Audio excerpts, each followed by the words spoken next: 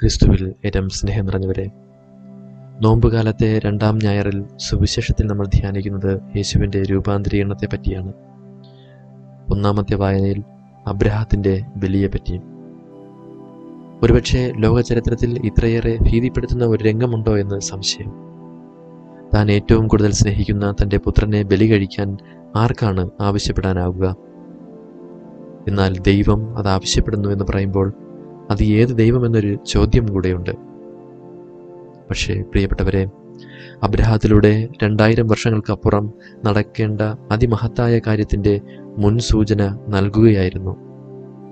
വളരെ ശ്രദ്ധാപൂർവം നമുക്കത് നോക്കാം. നീ സ്നേഹിക്കുന്ന നിന്റെ ഏകമകൻ ഇസഹാക്കിനെയും കൂട്ടിക്കൊണ്ട് മോറിയ ദേശത്തേക്ക് പോവുക. അവിടെ ഞാൻ കാണിച്ചു തരുന്ന മലമുകളിൽ നീ അവനെ എനിക്കൊരു ദഹനബലിയായി അർപ്പിക്കണം. എന്തൊരു ക്രൂരതയാണിത്! ആദ്യം മോറിയ മലയിൽ കൊണ്ടെത്തിച്ച ശേഷം അവിടെ വെച്ച് തൻ്റെ മകൻ ഇസഹാക്കിനെ ബലി കഴിക്കാൻ ആവശ്യപ്പെടാമായിരുന്നു.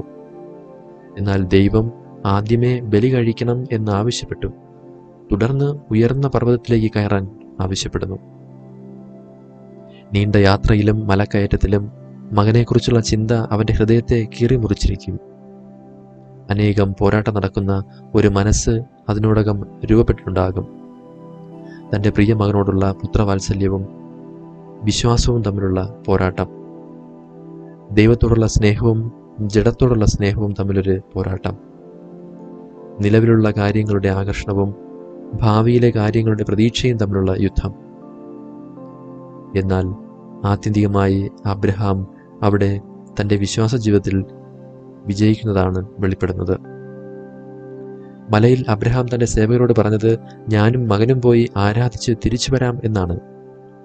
തൻ്റെ സേവകരോട് തിരിച്ചു വരുമെന്ന് പറഞ്ഞിട്ട് പോകുമ്പോൾ അദ്ദേഹം വെറുതെ പറഞ്ഞിട്ട് പോകുന്നതല്ല. തൻ്റെ പുത്രനെ ബലി അർപ്പിച്ചാലും തിരിച്ച് ജീവനിലേക്ക് തിരികെ തരാൻ കഴിവുള്ള ദൈവമുണ്ടെന്ന വിശ്വാസം അബ്രഹാത്തിനുണ്ടായിരുന്നുവെന്ന് വെളിപ്പെടുകയാണ്. വൃദ്ധയും വന്ധ്യയുമായ ഒരുവളിൽ നിന്ന് പുത്രനെ നൽകാൻ കഴിവുള്ള ദൈവത്തിന് മരിച്ചവരിൽ നിന്ന് ഉയർപ്പിക്കാൻ കഴിവില്ലാതിരിക്കുമോ?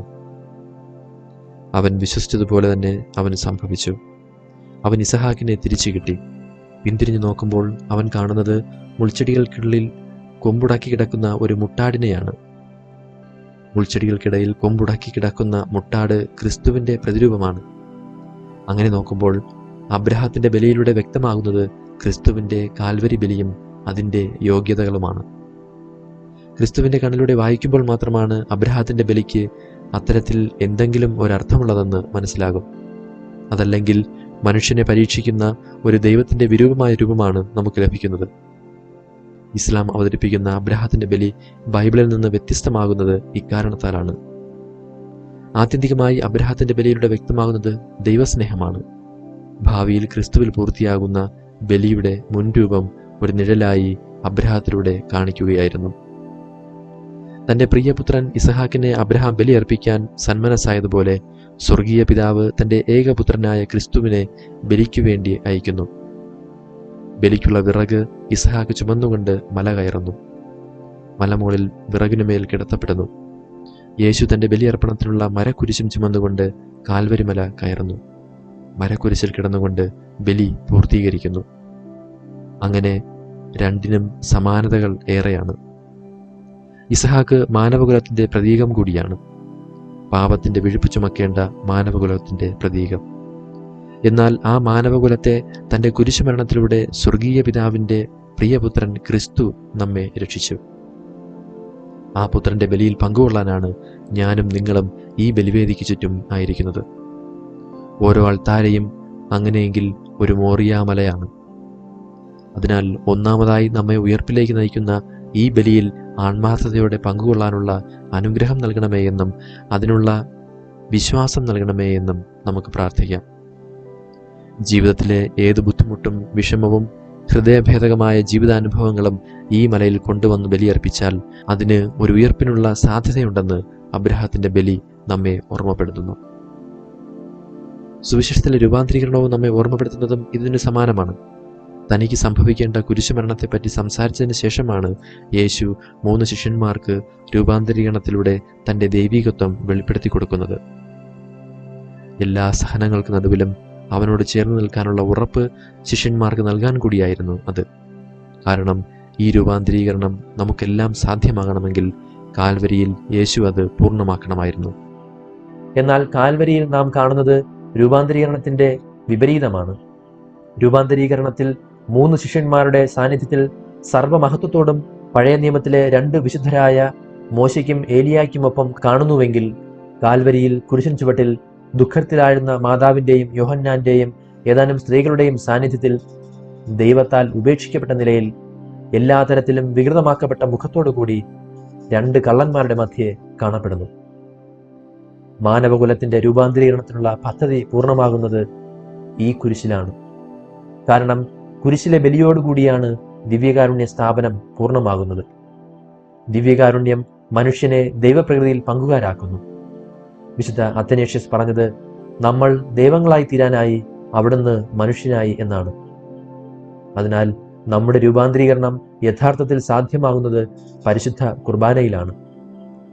അതിനാൽ പ്രിയപ്പെട്ടവരെ, ഓരോ അൾത്താരയിലും താബോറിലെ ഈ രൂപാന്തരീകരണം നടക്കുന്നുണ്ട്. ക്രിസ്തുവിന്റെ മഹത്വീകൃത ശരീരമായി മാറുന്നത് നമ്മുടെ മർത്യ ശരീരങ്ങളെ ക്രിസ്തുവിന്റെ ശരീരമായി രൂപാന്തരപ്പെടുത്താൻ വേണ്ടിയാണ്. ദിവ്യകാരുണ്യത്തെപ്പറ്റി പഠിപ്പിച്ചപ്പോൾ യേശു പഠിപ്പിച്ചതും അതാണല്ലോ. എൻ്റെ ശരീരം ഭക്ഷിക്കുകയും എൻ്റെ രക്തം പാനം ചെയ്യുകയും ചെയ്യുന്നവന് നിത്യജീവനുണ്ട്. അവസാന ദിവസം ഞാൻ അവനെ ഉയർപ്പിക്കും. അതുകൊണ്ട് കുർബാനയിലുള്ള നമ്മുടെ ഭാഗഭാഗിത്വം നമ്മുടെ ശരീരങ്ങൾ ക്രിസ്തുവിലൂടെ രൂപാന്തരപ്പെടുന്നതിൻ്റെ ഒരു മുൻ ആസ്വാദനം നമുക്ക് പ്രദാനം ചെയ്യുന്നു. ഭൂമിയിൽ നിന്നുള്ള അപ്പം അതിന്മേൽ ദൈവത്തിന്റെ ആശീർവാദത്തിനായുള്ള പ്രാർത്ഥന ചൊല്ലിക്കഴിയുമ്പോൾ സാധാരണ അപ്പമല്ല, ഭൗതികവും സ്വർഗീയവുമായ 2 യാഥാർത്ഥ്യങ്ങൾ ഉൾക്കൊള്ളുന്ന കുർബാനയായിത്തീരുന്നു. അതുപോലെ തന്നെ കുർബാനയിൽ പങ്കുകൊള്ളുന്ന നമ്മുടെ ശരീരങ്ങളും നശ്വരമല്ല, പ്രത്യുത ഉത്ഥാനത്തിന്റെ പ്രത്യാശ ഉൾക്കൊള്ളുന്നതായിത്തീരുന്നു. ഓരോ ദിവ്യബലിയും രൂപാന്തരീകരണത്തിലേക്കുള്ള ക്ഷണമാണ്. സുവിശേഷം ശ്രദ്ധിക്കുക. യേശു 3 ശിഷ്യന്മാരെയും കൂട്ടി ഉയർന്ന മലയിലേക്ക് പ്രാർത്ഥിക്കാൻ പോയി. സത്യത്തിൽ നമ്മുടെ ദേവാലയങ്ങളാണ് ഈ ഉയർന്ന മല. എല്ലാ ദേവാലയങ്ങളും തറനിരപ്പിൽ നിന്ന് ഒരല്പം ഉയരെ ക്രമീകരിച്ചിരിക്കുന്നതും വ്യക്തമാക്കുന്നത് അതുതന്നെയാണ്. ദിവ്യബലിയാണ് ഏറ്റവും വലിയ പ്രാർത്ഥന. അതിലേക്ക് ക്ഷണിക്കപ്പെടുന്നത് നമ്മുടെ യോഗ്യതകളാലല്ല.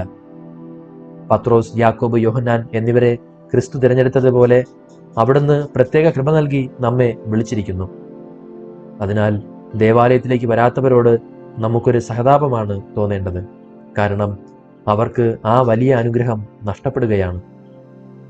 താബോർ മലയിൽ നടന്നതുപോലെ മോശയോടും ഏലിയായോടും യേശു സംസാരിച്ചതുപോലെ മോശയോടും ഏലിയായോടും യേശു സംസാരിച്ചതുപോലെ എന്ന് പറഞ്ഞാൽ, നിയമവും പ്രവാചകന്മാരും പഴയ നിയമ വായനകളും പുതിയ നിയമ വായനകളും നമ്മൾ ദിവ്യബലി മധ്യേ കണ്ടുമുട്ടുന്നു. തന്റെ പുത്രനെ ശ്രവിക്കാൻ സ്വർഗീയ പിതാവ് നിർദ്ദേശിച്ചതുപോലെ നമ്മളും യേശുവിനെ ശ്രവിക്കുന്നു.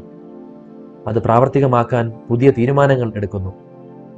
തുടർന്ന് രൂപാന്തരീകരണത്തിന്റെ 2ാം ഭാഗത്തേക്ക് പ്രവേശിക്കുന്നു.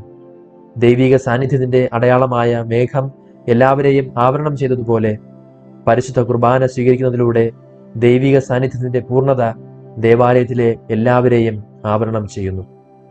അവസാനം അവശേഷിക്കുന്നത് സത്യത്തിൽ നമ്മൾ ഓരോരുത്തരുമല്ല, മറിച്ച് ഒരേ അപ്പത്തിൽ നിന്നും ഒരേ പാനപാത്രത്തിൽ നിന്നും പങ്കുകാരായ ക്രിസ്തു മാത്രമാണ് അവശേഷിക്കുന്നത്.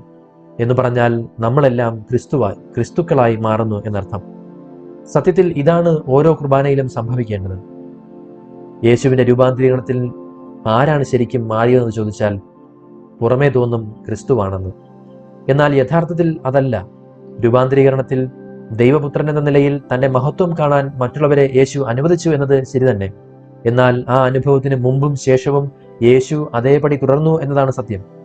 അതിനാൽ ആത്യന്തികമായി മാറ്റം സംഭവിച്ചത് ശിഷ്യന്മാർക്കായിരുന്നു. അവരോടൊപ്പമുള്ള ദൈവത്തിന്റെ സാന്നിധ്യത്തെക്കുറിച്ച്, ഇമ്മാനുവൽ അനുഭവത്തെക്കുറിച്ചുള്ള ഉൾക്കാഴ്ചയുടെ ഒരു അനുഭവം അവർക്ക് നൽകപ്പെട്ടു. ആ ഉൾക്കാഴ്ച അവർ അന്നു മുതൽ ജീവിതത്തെ കാണുകയും അനുഭവിക്കുകയും ചെയ്യുന്ന രീതിയെ മാറ്റാൻ ഉദ്ദേശിച്ചുള്ളതായിരുന്നു.